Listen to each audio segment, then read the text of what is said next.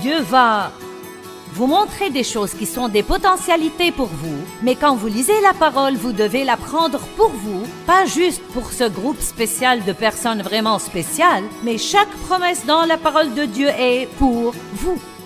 Elles sont toutes pour vous. Dieu veut vous bénir. Dieu veut vous promouvoir. Dieu veut vous élever. Dieu veut vous utiliser. Dieu veut vous guérir. Amen.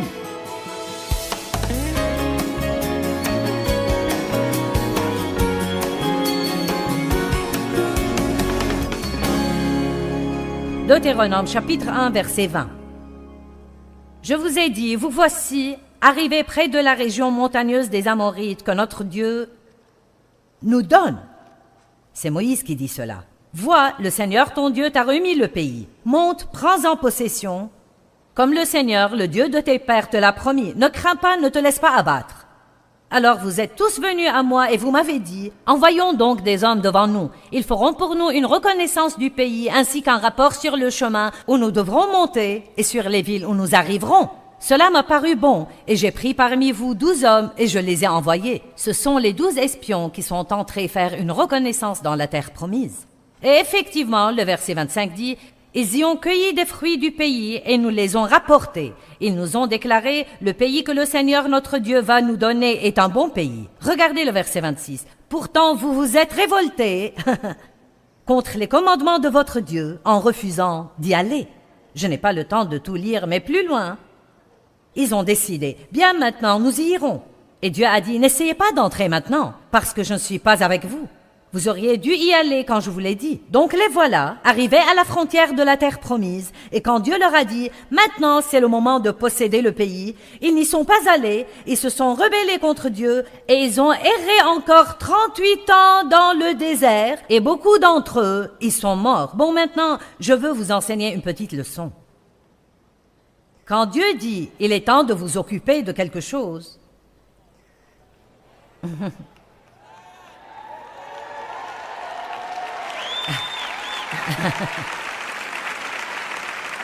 quand Dieu vous dit de vous occuper de quelque chose, il y a une onction pour le faire à ce moment-là. Et vous ne pouvez pas le mettre de côté jusqu'à un moment plus pratique ou un moment apparemment plus facile ou un moment où vous vous sentez prêt, parce qu'alors vous pouvez décider, j'en ai marre de supporter ça, je pense que je vais m'en occuper maintenant, et puis vous rendre compte que Dieu ne vous a pas oint à ce moment-là. Nous devons apprendre que quand Dieu touche des choses dans nos vies, il faut le prendre sérieusement. Si Dieu s'occupe d'une mauvaise attitude chez vous, il faut agir. S'il s'occupe de vous concernant le manque de pardon chez vous, agissez en conséquent. Ne donnez pas l'excuse que c'est difficile de pardonner aux gens. Je vais vous dire ce qui est difficile. Haïr les gens, c'est bien plus dur que de pardonner aux gens. Le pardon est facile comparé à la haine et l'amertume et au ressentiment et au fait d'être plein de poison tout le temps.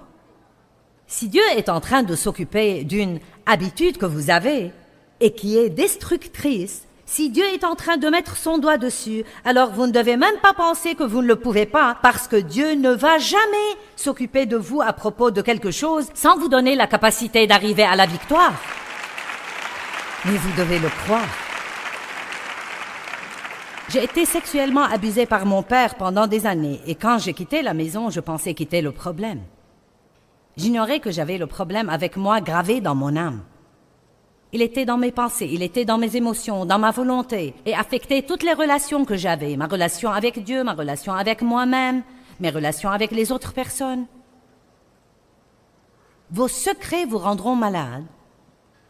Et quand Dieu dit qu'il est temps de s'occuper des choses, alors il est temps de le faire. Mon premier mariage était un cauchemar. J'ai épousé un homme qui avait beaucoup de problèmes comme moi, sinon plus, et il courait les autres femmes et était un petit voleur et un escroc. Et donc, ça n'a jamais marché. 5 années de ce cauchemar, nous avons eu un enfant. Et finalement, avons divorcé. Il est allé en prison. Et j'ai rencontré Dave qui était né de nouveau, un jeune luthérien rempli du Saint-Esprit. Et comme je vous l'ai dit, il voulait une épouse. Il était sorti avec 3 femmes. Il essayait, en fait, de prendre possession du pays. Il pouvait... Il pouvait le voir avec les yeux de la foi et il sortait pour le prendre. Laissez-moi vous dire. Donc, écoutez, il a su qu'aucune des trois n'était la bonne et puis il m'a vu en train de laver la voiture de ma mère. Il m'a trouvée mignonne en short, les cheveux remontés sur le sommet de la tête, en train de fumer ma cigarette et boire ma bière ou autre chose. Et il a dit, tu veux laver ma voiture quand tu auras fini avec celle-là? J'ai dit, si tu veux qu'elle soit lavée, lave-la toi-même. Et il m'a raconté ce qui lui était venu à l'esprit. Cette fille est pour moi. Voilà, ou bien il était complètement fou, ou il était guidé par l'Esprit de Dieu. Nous sommes sortis seulement 5 fois, puis on s'est mariés. Il devait aller vite avant de comprendre sur quoi il tombait. Donc, après 3 semaines de notre mariage, Dave m'a dit « Qu'est-ce qui ne va pas chez toi ?» Je ne savais pas que j'avais un problème. Je pensais que tous les autres avaient un problème, mais pas moi. Peut-être que vous aussi ne savez pas que vous êtes le problème. Vous me regardez sur l'écran de télé. J'ai dit peut-être que votre problème, c'est de ne pas savoir que vous êtes le problème. Vous pensez que je parle aux personnes ici dans cette salle, mais non, je vous parle à vous. C'est un fait, je fais tout ça principalement pour vous. Attrapez. Ne vous allongez pas dans votre lit avec la télécommande dans la main et ne changez pas de chaîne car je serai aussi sur l'autre chaîne.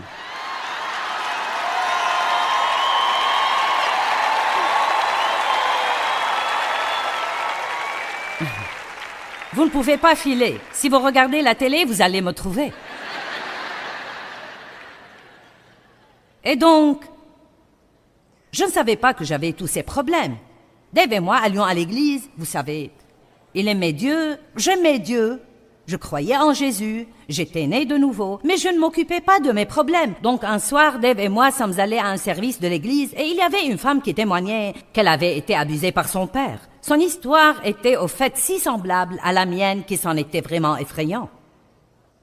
Elle avait géré son problème différemment de moi. Elle était devenue une prostituée et avait eu plein de problèmes. Et puis elle avait rencontré un homme de Dieu et raconté comment Dieu avait fait avec elle et l'avait guérie. Elle avait écrit un livre. Et Dave m'a acheté le livre car il avait su que j'avais été abusée. Je lui ai partagé ce qui m'était arrivé. Et il me l'a donné. Et le matin suivant, j'ai ouvert le livre et j'ai commencé à lire son histoire. Et quand elle expliquait les choses que son père lui avait faites, elle correspondait à ce que mon père m'avait fait. Et j'ai senti la douleur venir en rugissant à travers mon âme parce que j'avais tous ces trucs soigneusement enfermés derrière des portes closes et je ne m'en occupais pas. Et j'ai jeté le livre à travers la pièce et j'ai dit, je ne vais pas lire ce livre. Et j'ai entendu le Saint-Esprit dire très délicatement mais fortement, c'est le moment. C'est le moment. Et peut-être que Dieu pourrait vous parler ce soir et il parle à certains qui regardent la télé ou qui écouteront le CD plus tard. C'est le moment. Il est temps d'arrêter de tourner et tourner autour des mêmes montagnes en accusant quelqu'un d'autre pour tous vos problèmes, regardant toujours vers votre passé sans vision positive pour le futur. Laissez-moi vous dire encore une fois que peu importe ce qui vous est arrivé dans votre passé, peu importe ce qui vous arrive maintenant dans votre vie, ça n'a pas le pouvoir de vous empêcher d'avoir une vie géniale si vous décidez d'une vision positive pour votre futur.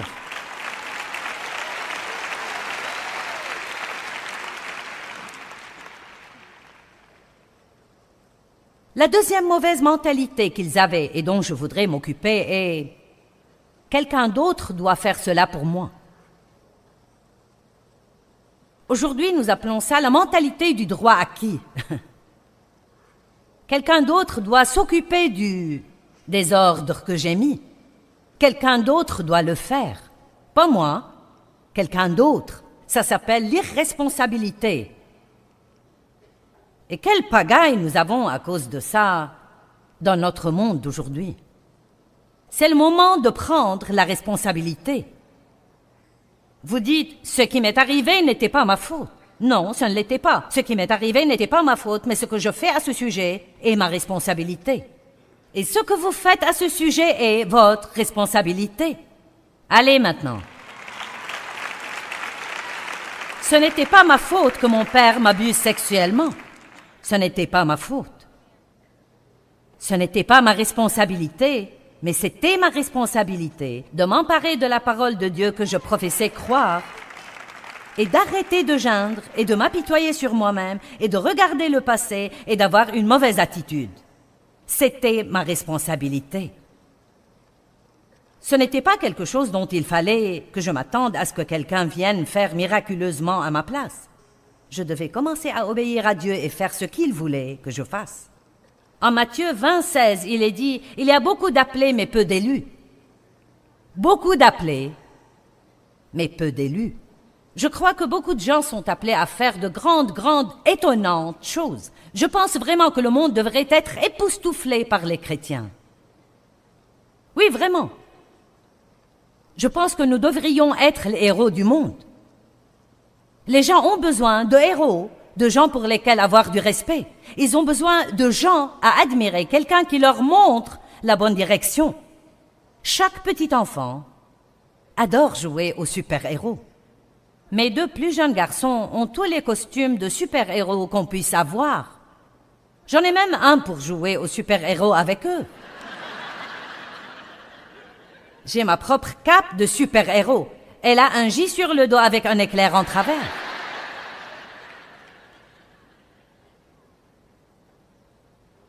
Si nous apportions au monde un exemple de Jésus, il serait encouragé et aurait de l'espérance. Il y a beaucoup d'appelés, mais peu d'élus. Beaucoup sont appelés à faire de grandes choses, mais peu font de grandes choses, parce que peu de gens prendront la responsabilité de l'appel. L'appel n'est pas la fin, c'est là que le travail commence. D'abord vient l'appel, ensuite vient le travail, ensuite vient le sacrifice, ensuite vient de ne jamais abandonner, ensuite vient d'aller jusqu'au bout. Beaucoup de gens sont appelés à faire de grandes choses, mais nous avons un mauvais état d'esprit, nous avons une mauvaise mentalité concernant ce que Dieu nous demande de faire. Tout le monde a les mêmes opportunités. Tout le monde a la totalité de la puissance de Dieu à disposition, mais pas tout le monde n'est désireux de faire sa part. Une des choses que nous ne pouvons pas déléguer, et je délègue beaucoup, mais vous ne pouvez pas déléguer la responsabilité personnelle. Amen.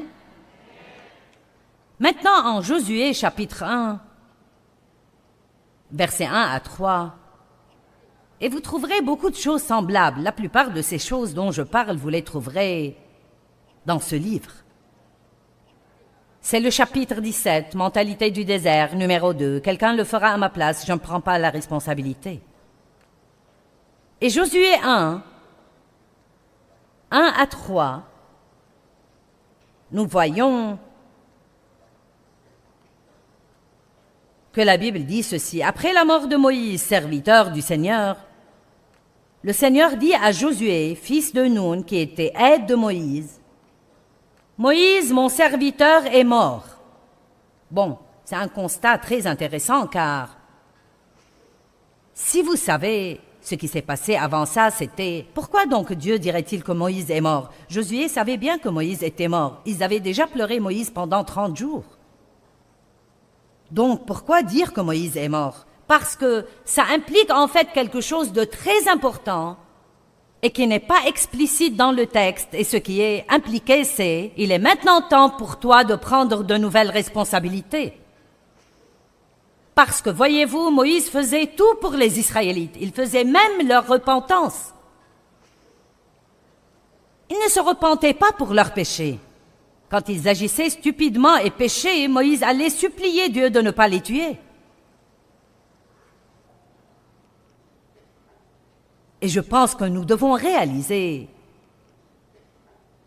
ce soir que peut-être certaines de nos anciennes façons de faire les choses sont mortes et c'est un nouveau jour. Et Dieu dit, il est temps de s'occuper des trucs. Il est temps de monter dans un nouveau niveau de responsabilité. Il est temps d'arrêter de remettre les choses à plus tard jusqu'à un moment plus opportun. Maintenant, il est temps. Amen. Qui ne veut plus tourner et tourner autour de la même montagne stupide encore une fois?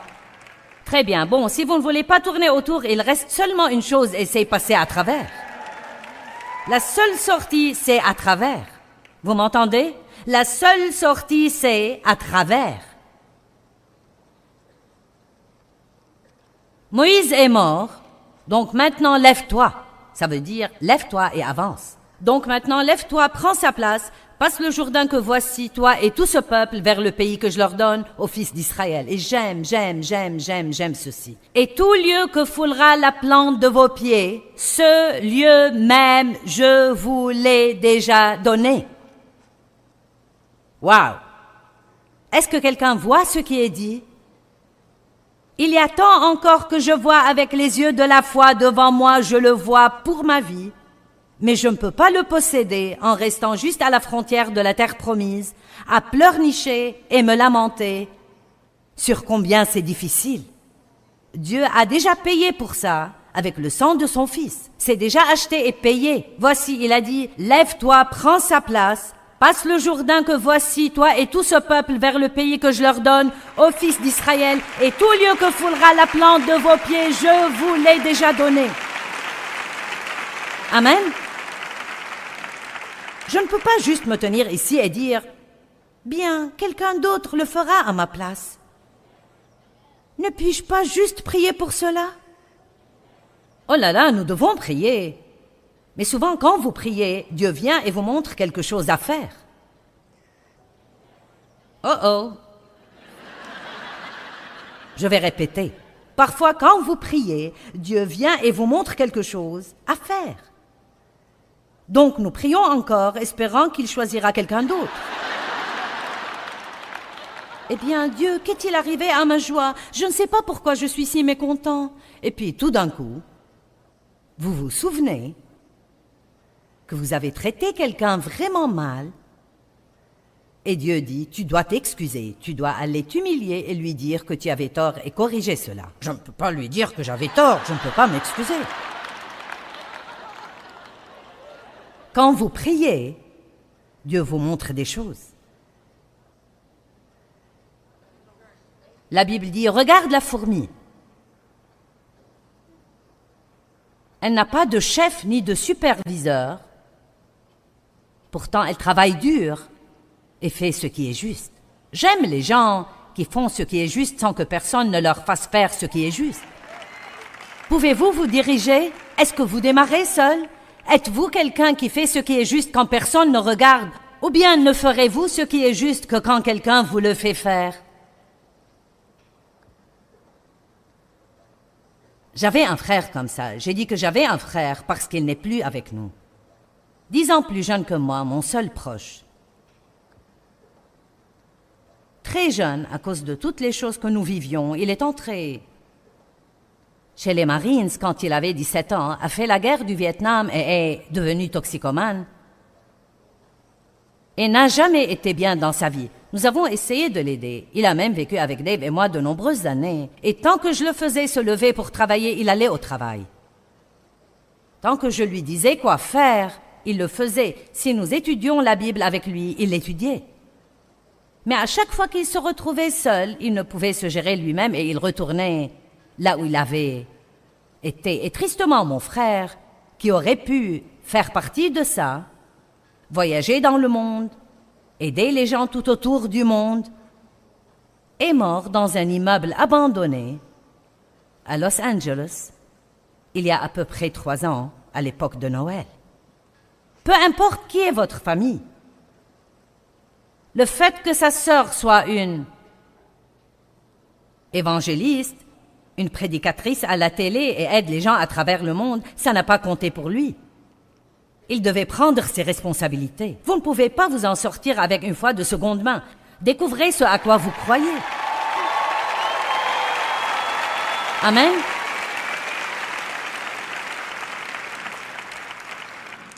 Personne ne le fera à votre place.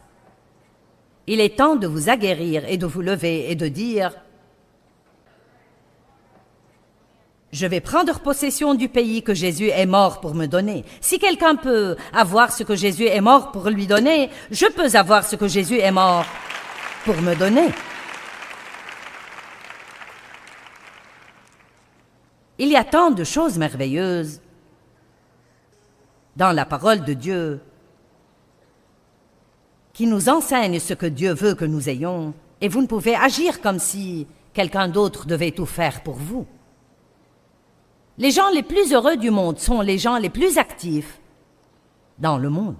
Franchement et sincèrement, je ne sais pas quels sont mes problèmes, je n'ai pas le temps d'y penser. Si je voulais y réfléchir, je pourrais vous en nommer 10 sur le champ, mais je n'ai pas de temps à perdre avec ça. Dieu dit qu'il s'occupera des choses, donc nous prions à leur sujet, nous jetons nos soucis sur lui, restons occupés à aider quelqu'un d'autre, et d'une manière ou d'une autre, ça s'arrange tout seul. Vous savez, une chose qui était extraordinaire pour moi, parfois quand Dieu ne me donne pas d'onction pour résoudre mes problèmes, je veux dire je ne peux pas m'aider. Il n'y a pas une seule chose que je puisse faire pour me sortir d'une situation où je suis. Il met son onction sur moi pour aider quelqu'un d'autre. J'ai tendance à penser que c'est un truc de Dieu. Quand vous ne pouvez pas vous aider vous-même, semez dans la vie des autres, alors Dieu apporte une récolte dans votre vie. La vie est trop difficile. C'est vraiment trop difficile. Trop difficile. Je suis tellement fatiguée d'entendre les gens dire ça. Trop difficile de pardonner. Rends-moi les choses faciles, Seigneur. Je ne peux pas le faire si les choses sont difficiles. Ça ne marche pas. Deutéronome 30, 11. Car ce commandement que je te donne aujourd'hui n'est pas trop difficile pour toi, ni hors de ta portée. Le commandement que je te donne aujourd'hui n'est pas trop dur pour toi. Pouvez-vous dire ce soir, quoi que Dieu me demande de faire, je peux le faire avec son aide. Vous voyez, certains ne le disent même pas. Dites tous, quoi que Dieu me demande de faire, je peux le faire. Rien n'est trop dur avec Dieu. Toutes choses sont possibles avec Dieu. Mais le diable chuchote à votre oreille et essaye de mettre une pensée fausse dans votre tête. Ça ne changera jamais. Ça fait 20 ans que ça dure, sûrement que ça ne changera pas. Tu devrais l'oublier. Rien de bon ne t'arrivera jamais. Et ça, juste quand vous voulez dire « je ne vais pas abandonner ». Apprenez comment dire « je ne vais pas abandonner ». Vous n'avez vraiment rien d'autre à faire que persévérer. Qu'allez-vous faire d'autre? John Wesley, le merveilleux, formidable John Wesley, dont nous entendons parler et admirons, voici un véritable extrait de son journal intime. Dimanche 5 mai le matin, est prêché à Sainte-Anne et on m'a demandé de ne plus revenir. Dimanche 5 mai, après-midi, est prêché à Saint-Jean et le diacre a dit « Va dehors et reste-y ». Dimanche 12 mai, le matin, est prêché à Saint-Jude, ne peut pas retourner là-bas non plus. Dimanche 19 mai, le matin, est prêché dans une autre église. Les diacres se sont réunis et ont dit que je ne pouvais pas revenir. Dimanche 19 mai, après-midi, est prêché dans la rue et été chassé à coups de pied. Dimanche 26 mai, l'après-midi, est prêché dans un pré et été chassé du pré par un taureau qui avait été lâché pendant le service. Même un taureau était après lui. Dimanche 2 juin le matin, est prêché en extérieur à la limite de la ville et été chassé de la route. Même jour, dimanche 2 juin, dans l'après-midi, est prêché dans un grand pâturage. 10 000 personnes sont venues m'écouter. Oui! Pourquoi? Parce qu'il a dit, je vais juste continuer à prêcher. Vous n'allez pas me faire taire. Vous n'allez pas me faire abandonner. Je vous dis, endurez, et la Bible parle beaucoup d'endurance, je crois que ça veut dire survivre au diable. J'aimerais vous partager quelque chose qui est arrivé par courrier. Quelqu'un a écrit du Wisconsin et a dit « À l'époque où j'étais en classe de 3e, j'essayais d'échapper aux difficultés de la vie. Les enfants se moquaient de moi parce que j'étais petit. Ma grand-mère m'avait donné ma première boisson alcoolisée à 9 ans et donc je suis devenu alcoolique et ai fini en prison pour 7 mois. Des années plus tard, j'ai entendu Joyce prêcher et j'ai depuis écouté son programme. J'ai appris combien la vie chrétienne est extraordinaire quand vous vivez dans les fruits de l'esprit et étudiez la parole de Dieu comme une manière de vivre. Et je souligne cela. Étudiez la parole de Dieu comme une manière de vivre. Vous savez, renouveler votre intelligence, c'est oublier votre passé et utiliser vos yeux spirituels et commencer à marcher dans la parole de Dieu.